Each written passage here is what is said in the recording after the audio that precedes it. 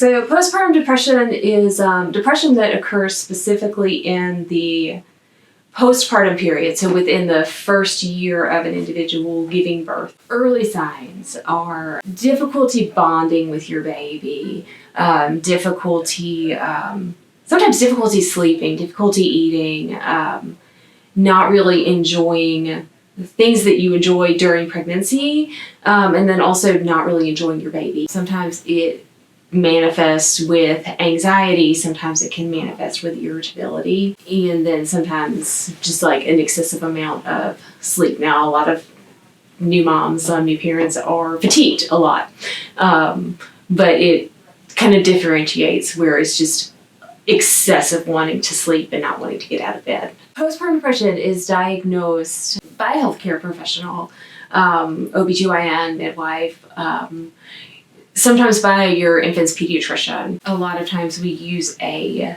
depression screening tool that can be a good indicator that a patient is needing more like targeted questions to see if they are suffering from depression. But then it's really diagnosed with a conversation with the individual's provider, and teasing out how things are going at home, how they're feeling, if they're having symptoms of depression. If somebody is coming into their pregnancy with depression, that is a high risk factor for postpartum depression, like a postpartum depression exacerbation. So those would be patients that we would be kind of on alert, and it would be kind of a shared conversation between the provider and the patient, to look out for worsening signs of depression after their babies. I think that there is a stigma around postpartum depression because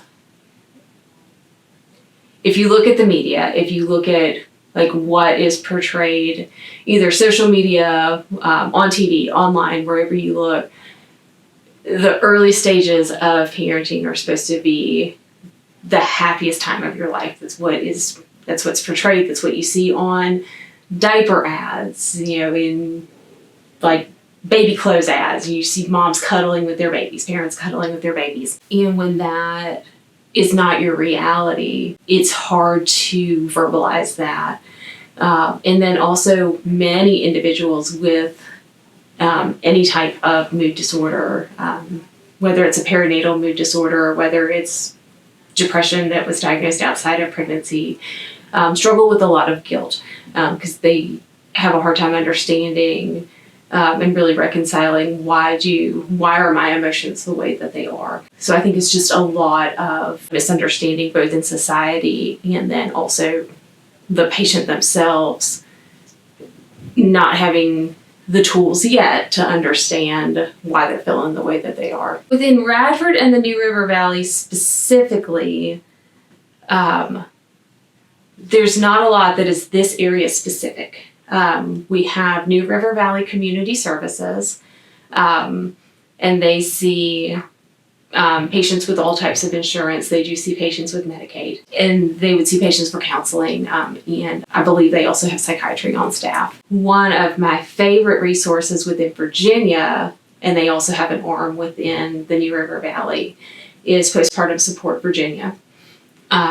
They have online resources just for education, and then also they have, this is my favorite thing that they do, they have support groups that are both virtual and in person. Their virtual support groups meet all the time, and they have different themes to them. So they have like a single mom support group, a teen mom support group, a support group for parents of color, a support group for LGBTQ parents, military parents, like you name it, NICU parents, you name it, they've got it. And then regionally, they have in-person support groups. I believe they do have one that meets in Blacksburg at the library. So that's the regional one here. The best way that families can help is understanding that it is the most common complication of pregnancy. It's a normal complication that people experience, people go through. And then support the patient. So, if what they need is more sleep, facilitate them getting more sleep. If what they need is, support so they can get to their counseling appointments, help facilitate that, normalize what they're feeling. You wouldn't tell somebody with pancreatic cancer that they have pancreatic cancer because they didn't love their pancreas enough. Kind of the same thing. You wouldn't tell somebody with postpartum depression that they have it because they didn't love their baby enough. Early intervention, early detection, and then getting people in a lot. I've really been able to see postpartum moms being able to like come back week after week, and you can just see the progression of them feeling better, them bonding with their baby more, and then just feeling more like themselves and having relearning the joy of motherhood. Because parenting is a change, and it's not just men that are, it's the non-gestational parent. Parenting is a change for the entire family dynamic. The non-gestational parent, whether it's the dad, whether it's a same-sex couple and it's the other mom, that is not as well studied. But what is well studied is any change to any dynamic can lead to stress, can lead to anxiety, and is hard. Normalizing talking to your counselor, normalizing going to counseling when you're going through something hard, I think is the best way to build healthier families. Find a village. Absolutely find a village. Join a support group. If you are a member of a faith community, join the support group within your faith community. Find the courage within you to go to a support group, go to a new moms group. Because we're not designed to do this alone. Like everybody craves community. So like take that step out and find a village because it's so common.